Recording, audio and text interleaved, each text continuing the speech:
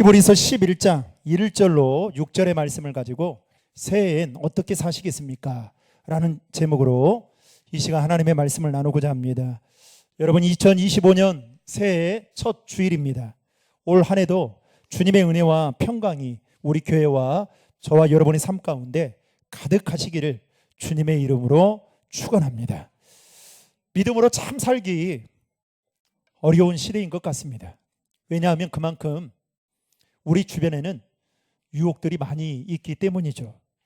하나님을 믿는 믿음만으로 살기에는 세상의 수많은 유혹에 우리가 넘어질 때가 참 많이 있는 것 같습니다.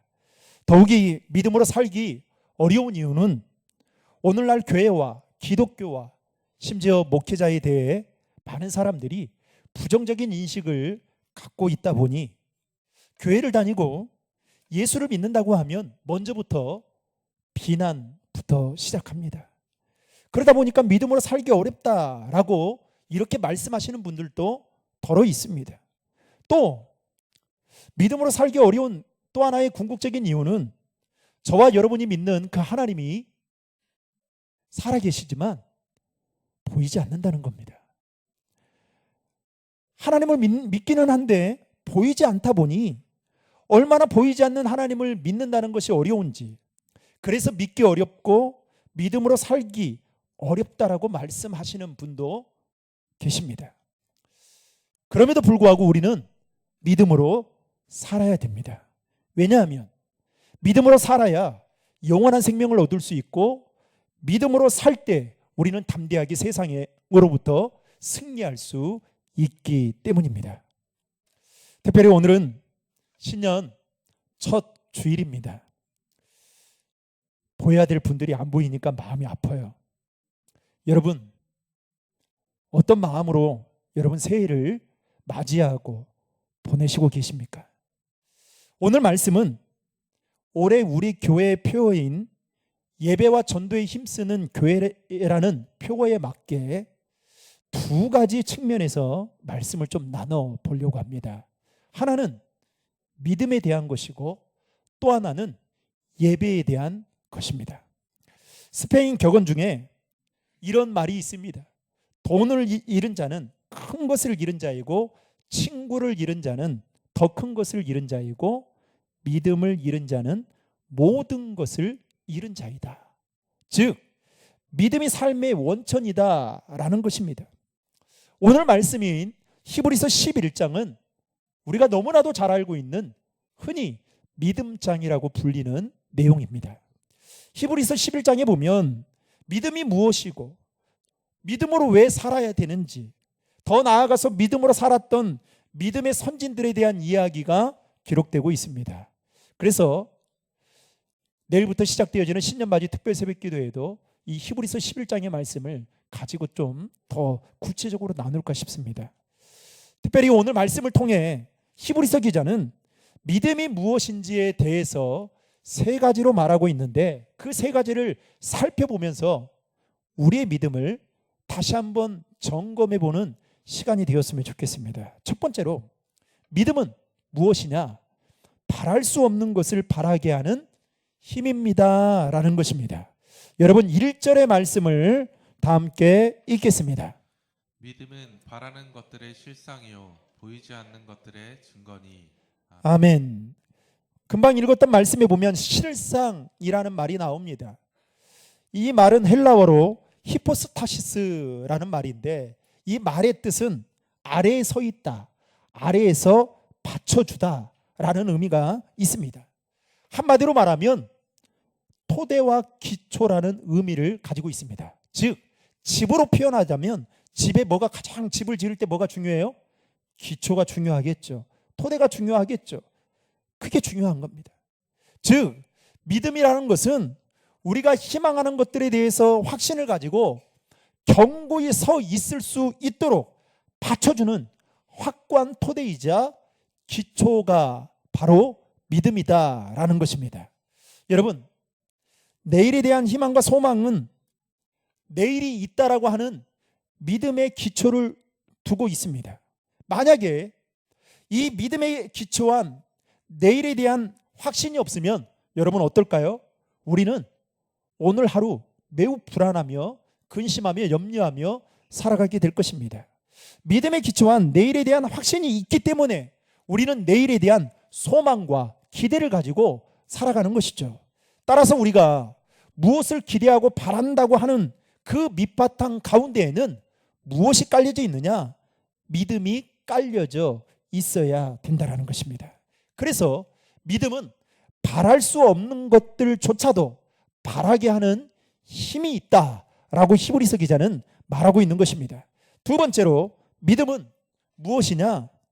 볼 수 없는 것을 보게 하는 힘입니다 라고 말하고 있습니다. 여러분, 믿음이라고 하는 것은 보이는 거에 대해서 말하는 것이 아닙니다. 우리가 여기 무엇이 있다라고 하는 것은 여러분, 믿는다라고 표현하지 않습니다. 여기 있는 것을 그냥 확인할 뿐이죠. 믿음은 그런데 확인하는 것이 아니라 확신하는 것입니다. 간혹 개중에는 이렇게 말씀하시는 분들이 있어요. 보여주면 믿겠다라고 말씀하시는 분이 있습니다. 전도하러 나가다 보면 예수님을 보여달라는 거예요. 답답하죠. 보여줄 수도 없고 말이요. 그런데 여러분, 우리가 그 무언가를 보는 순간부터 그것은 유한한 것이 됩니다. 보이지 않기 때문에 무한하고 영원한 것이 되는 거예요. 보이지 않는 것을 보는 것보다 더 분명하게 확신하도록 하는 그 힘이 무엇이냐? 바로 믿음이다라는 겁니다. 또 개중에는 어떤 분들은 믿음을 비이성적이고 비과학적으로 보는 경우들이 있습니다. 사실 여러분, 믿음의 세계는 비이성적인 것이 아니라 초이성적이고 초과학적입니다. 교회를 다니고 성경을 읽으면서도 자신이 이성적으로 판단하고 과학적으로 수용하기 어려운 내용들을 제쳐두고 읽는 분들이 계십니다. 예를 들면 여러분, 동정녀의 탄생을 보면서 이렇게 생각하는 분이 있어요. 어떻게 이 처녀인 마리아의 몸에서 아이가 나올 수 있느냐? 그래서 예수님의 탄생에 관한 이야기를 잘 받아들이지 않습니다. 또 예수님이 부활하신 사건에 대해서도 이렇게 생각하는 겁니다. 죽은 자가 어떻게 다시 살아날 수 있느냐? 이건 과학적으로도 증명할 수 없는 일이다. 그래서 그 부분은 빼고 받아들이는 경우들이 있습니다. 예수님이 무리를 걸으신 기적 역시도 말도 안 되는 이야기다 라고 생각하시는 분들이 있습니다. 그런데 여러분, 중요한 것은 이런 이야기가 성경에서 가장 중요하고 핵심적인 내용들임에도 불구하고 자신의 이성적 판단과 과학적인 어떤 판단의 근거에서 받아들일 수 없는 것을 배제하고 있는데, 여러분, 이것은 올바른 신앙인의 자세라고 말할 수 없습니다. 믿음이라고 하는 것은 우리가 이해하고 동의하는 차원을 뛰어넘어서 보이지 않는 것들에 대한 확신이라고 말할 수 있는 것입니다. 여러분, 세상의 중요한 것들은 보이지 않습니다. 공기요, 보이지 않아요. 바람, 보이지 않습니다. 사랑, 그 사람이 행동으로 나타내서 사랑한다라고 아는 것뿐이지 사랑 자체는 보이지 않습니다. 우리가 무언가를 보게 할 수 있도록 비춰주는 빛 역시도 보이지 않습니다. 보이지 않기 때문에 영원한 것입니다. 예수님은 부활하신 후에 의심하는 제자 도마에게 너는 나를 본 거로 믿느냐? 보지 못하고 믿는 자들은 복되도다, 이렇게 말씀하셨습니다. 여러분, 진짜 복된 인생은 어떤 인생인지 아십니까? 보지 않고 믿는 것입니다. 그리고 믿음이 있으면 육신의 눈으로 볼 수 없는 영적인 세계를 보게 될 것입니다. 사도행전에 보면 스데반이 은혜와 권능으로 충만해져서, 스데반은 집사였어요. 그래서 가는 곳마다 기사와 표적을 행하게 됩니다. 그리고 성경은 그렇게 표현하고 있어요. 그의 지혜와 성령으로 말하는 것에 대해서 능히 어떤 자들도 당해낼 자가 없었다라고 그렇게 표현하고 있습니다. 여러분, 집사인데도 말입니다. 그런데 그러다 보니까 그를 시기하는 자들이 많았어요. 그래서 돈으로 이 스데반 집사를 죽이려고 매수를 합니다. 그래서 하나님을 모독하는 죄라는 누명을 씌워서 스데반 집사를 잡게 되죠. 결국 스데반 집사는 죽음을 눈앞에 두는 상황을 맞이하게 됩니다. 그런데 여러분, 그 죽음의 순간 속에서도 여러분, 스데반은 두려워하지 않았습니다. 그 상황을 모면하려 하지 않았습니다. 오히려 그는 믿음으로 무언가를 보았습니다. 그것이 무엇이었냐? 여러분, 사도행전 7장 55절과 56절의 말씀을 다 함께 읽겠습니다. 스데반이 성령 충만하여 하늘을 우러러 주목하여 하나님의 영광과 빛 예수께서 하나님 우편에 서신 것을 보고 말하되 보라 하늘이 열리고 인자가 하나님 우편에 서신 것을 보노라. 아멘. 사랑하는 성도 여러분, 스데반 집사는 그 죽음의 순간 속에 무엇을 본 거예요? 하나님의 영광과 그 예수님께서 하나님 우편에 서신 것을 보았어요. 믿음은 이렇게 보게 할 수 있는 힘이 있는 것입니다. 사랑하는 성도 여러분, 오늘 예배를 드리는 이 순간 저와 여러분 안에 육신의 눈은 감겨지고 영안의 눈이 열려지는 은혜가 있기를 주님의 이름으로 축복합니다. 그리고 그 영안의 눈을 가지고 하나님의 영광과 예수님께서 우편에 서서 우리의 예배를 받으시는 것을 믿음의 눈으로 볼 수 있기를 주님의 이름으로 축원합니다. 왜 아멘 안 하세요? 아멘. 봐야죠. 그래야 여러분, 봐야 여러분 이 예배가 얼마나 소중한지 알아요. 결국 여러분, 남들은 보지 못했어요. 스데반 집사는 자신을 돌로 치는 그 죽음의 상황 속에서 이와 같은 상황을 보자 여러분, 스데반 집사가 어떻게 기도한지 아십니까? 이렇게 기도합니다. 주여, 이 죄를 그들에게 돌리지 마옵소서. 여러분, 믿음의 눈으로 바라보지 못하면 당장이라도 저들을 죽여야 된다라고 선동할 겁니다. 나는 여기 죽을 수 없다라고 말할 거예요. 그런데 하나님의 영광과 예수님께서 하나님의 우편에 서신 그것을 믿음의 눈으로 보니까 죽음까지도 그는 가감하게 받아들일 수 있었던 것입니다. 마지막 죽는 순간까지도 기도했던 스데반의 집사의 모습을 우리는 성경을 통해서 보게 됩니다. 사랑하는 성도 여러분, 이처럼 믿음은 보게 하는 힘이 있음을 믿으시길 바랍니다. 세 번째로, 믿음은 할 수 없는 것을 하게 하는 힘입니다. 여러분, 오늘 2절 말씀에 보면 선진들이 이로써 증거를 얻었느니라 라고 말하고 있습니다. 여기서 증거라는 말은 법적인 증거를 말합니다.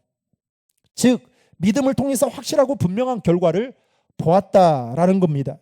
여러분, 믿음의 사람은 믿음의 역사의 열매를 반드시 삶의 자리에서 보게 됩니다. 또 믿음은 할 수 없는 것을 하게 하는 힘이, 강력한 힘이 있기 때문에 불가능하다고 하는 것을 우리 눈으로 확인하도록 하나님이 역사하십니다. 저도 생각해 보니까 제가 지금까지 한 길만 걸어왔던 그 수많은 유혹 속에서도 한 길만 걸어왔던 그 비결이 무엇일까 생각해 보면 믿음이었던 것 같아요. 그래도 정말 인간적으로 생각하면 목회가 이렇게 힘든 것인가? 우리 아이들이 목회한다고 하면 제가 두 손 두 발 들고 야 할렐루야 아멘 이렇게 말할 수 있을까? 저는 진짜 말하지 못할 것 같아요. 왜냐하면 너무너무 힘들다는 거 알거든요. 그렇다고 많이 배웠다고 목회에 성공하는 것도 아니고 정말 하나님이 하셔야 되는 이 일, 세상은 그래도 여러분 조금 수고하면 수고한 만큼의 열매를 보게 됩니다. 근데 목회는요 사실 그렇지 않잖아요. 전적인 하나님의 도우심과 은혜예요. 그런데 이것을 하게 한다. 저도 자신 없을 것 같아요. 여러분, 그러나 믿음은 할 수 없는 것을 하게 하는, 즉 불가능하다고 하게 하는 것을 눈으로 확인하도록 하나님은 오늘 또 우리의 삶 가운데 역사하시는 줄로 믿으시기 바랍니다. 구약에 나오는 믿음의 주인공들은 여러분 실제로 믿음으로 많은 역사들을 경험했던 자들이었습니다. 노아는 믿음으로 방주를 만들었는데 여러분 방주를 1, 2년 만든 것도 아니에요. 오늘날로 말하면 차를 만드는데 1, 2년 만든 게 아니에요. 무려 120년을 만들었습니다. 여러분 말이 됩니까? 120년이면 이제 기운 다 빠지고요. 그 삶을 자신의 삶을 다 배 만드는 일에 다 보낸 거예요. 결국 하나님의 때가 되자 비가 내리고 홍수가 났습니다. 그때 노아와 그를 포함한 8명의 가족만 살고 모든 사람들이 물에 다 수장되어 죽었습니다. 여러분 노아가 수백 년 뒤에 일어날 일을 여러분 어떻게 알았습니까? 하나님의 말씀이 그에게 여러분 비이성적이었지만 노아는 어떻게 해요? 믿음이 있었기에 하나님을 믿었던 것입니다. 하나님이 말씀하시고 하나님이 하시고자 하면 어떤 불가능한 일도 가능할 수 있다라는 그 강력한 믿음이 노아에게 있었기에 그는 무려 120년 동안 방주를 만드는 그 순종하는 일, 여러분 순종도 1년 해봐요. 1년도 하기 힘들어요. 그런데 120년 동안 그렇게 순종하여 방주를 지었던 것입니다. 즉 인간적으로 생각하면 불가능한 일을 노아는 믿음이 있었기에 가능하게 감당했던 것을 보게 됩니다. 모세가 홍해 앞에 서게 되죠. 막막합니다. 뒤에서는 이 애굽의 군대들이 쫓아오고 있고 앞에는 홍해 바다가 가로막고 있고 분명히 출애굽은 했는데 하나님이 약속하신 말씀은 있는데 자신들이 처한 상황을 보니 정말 여기가 끝이다 라는 생각이 사면초가의 상황을 만나게 된 겁니다. 모세가 홍해 앞에서 지팡이를 내리치라는 말씀을 듣게 됩니다. 여러분 인간적으로 한번 생각해 보십시오. 지팡이로 홍해를 내리친다고 여러분 무슨 일이 있을까 이렇게 생각할 수도 있겠죠. 그런데 모세는 말씀에 의지하여 지팡이를 홍해를 내리치자 여러분 어떤 일이 벌어집니까? 홍해가 믿고 싶지 않는 믿겨지지 않는 그 놀라운 일 홍해가 갈라지게 됩니다.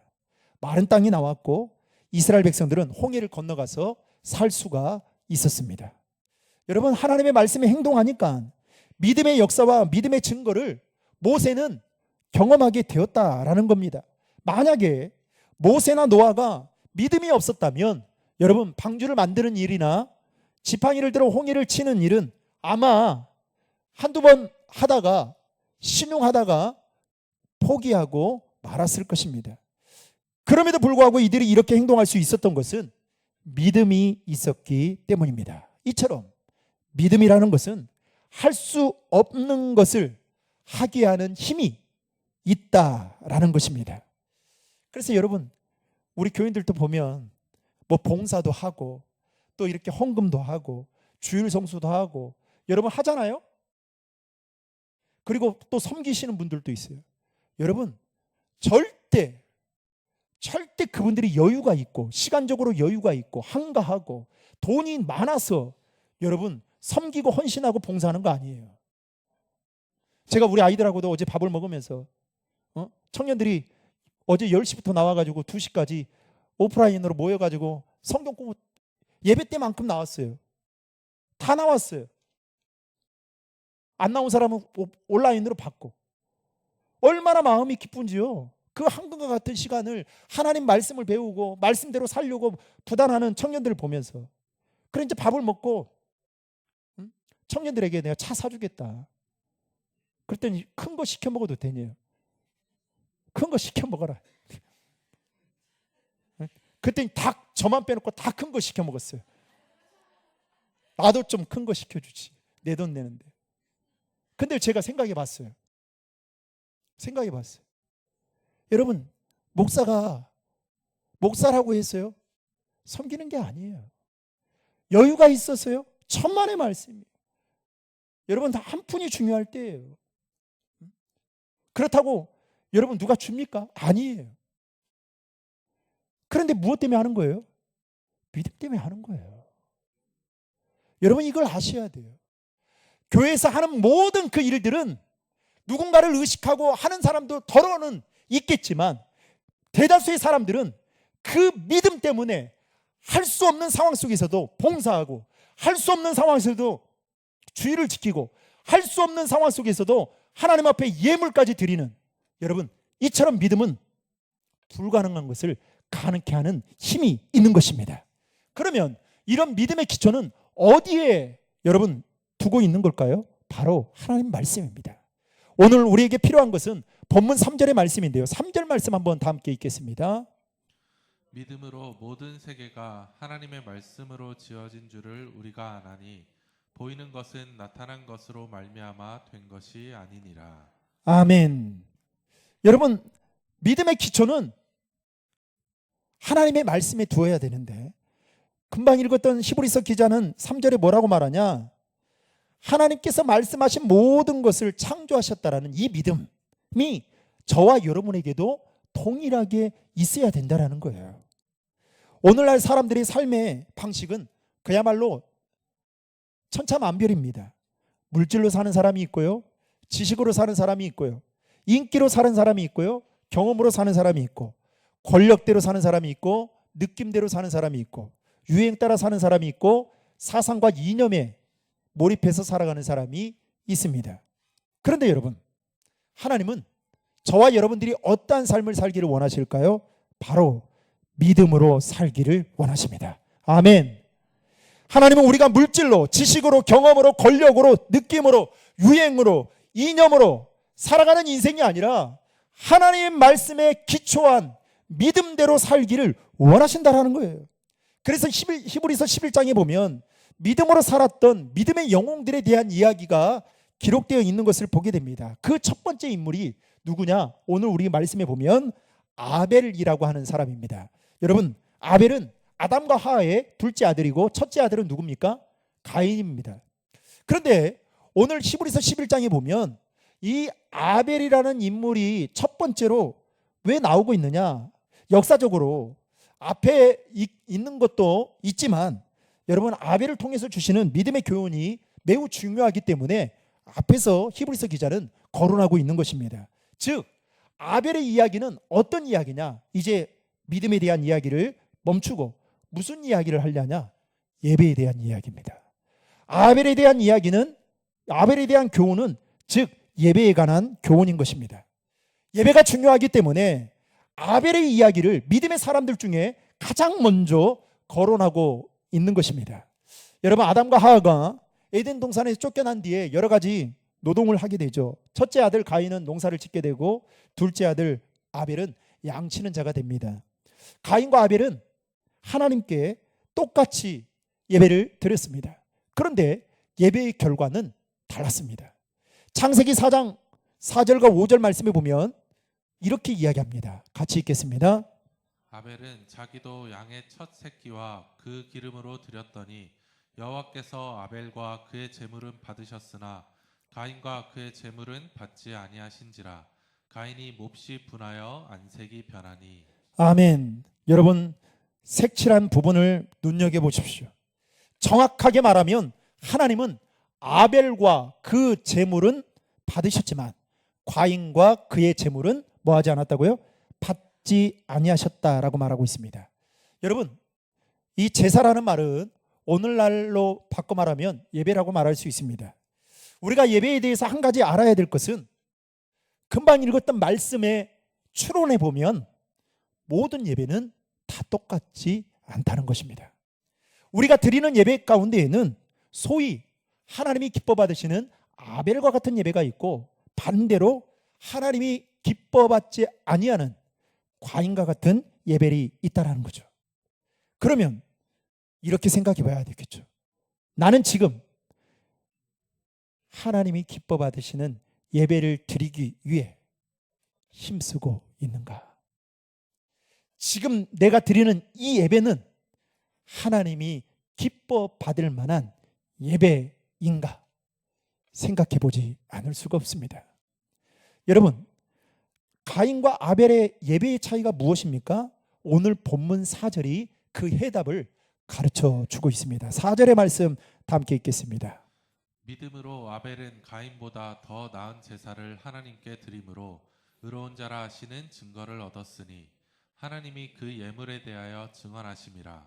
그가 죽었으나 그 믿음으로써 지금도 말하느니라. 아멘. 아벨은 믿음으로 예배를 드렸다라고 말하고 있습니다.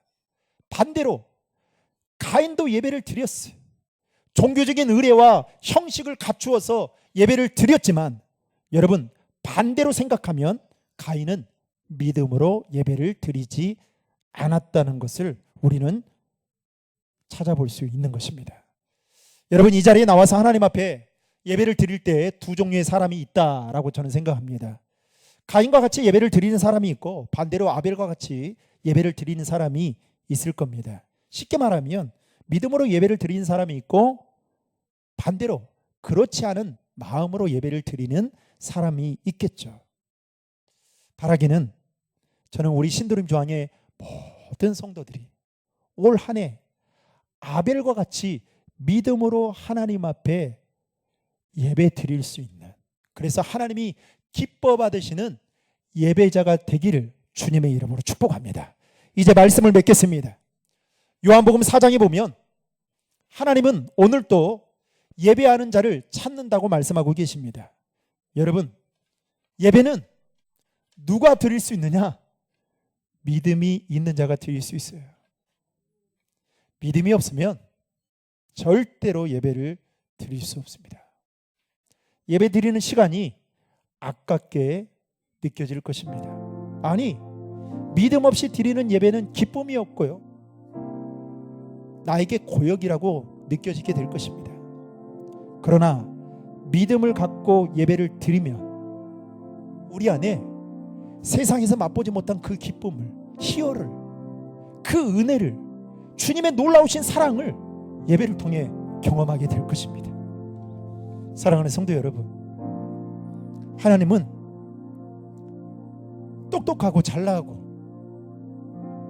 힘있고 능력있고 그런 사람을 찾는 게 아니라 예배하는 자를 찾는다 말씀하셨습니다.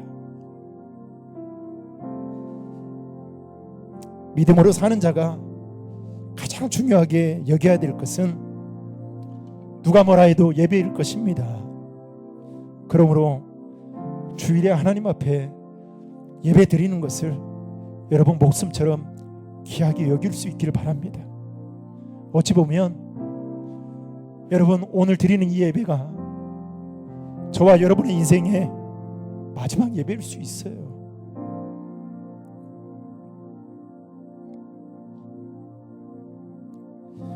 목사는 가장 행복할 때가 언제인지 아십니까? 우리 성도들이 예배의 자리에 나와서 예배를 통해서 은혜 받는 모습 보여질 때 가장 행복해요. 그런데 여러분, 가장 마음 아플 때는 언제인지 아십니까? 마땅히 있어야 할 그 자리에 보이지 않을 때, 어디에서 무엇을 하고 있는지, 예배보다 더 소중한 것이 무엇인지 그 자리에 없을 때 기도하게 됩니다. 하나님, 예배할 수 있는 믿음을 주십시오. 그리고 그 믿음으로 하나님 살아가게 해주십시오. 목사가 독려한다고, 권고한다고, 권면한다고 안 된다는 거 너무 잘 압니다. 그래서 기도하는 것이죠. 사랑하는 성도 여러분, 오늘 주신 말씀처럼 믿음으로 예배하는 일에 저와 여러분들이 올 한 해 힘써서 하나님이 기뻐 받으시는 예배, 하나님만이 영광 받으시는 그 예배에 참된 주인공들이 되시기를 주님의 이름으로 축원합니다.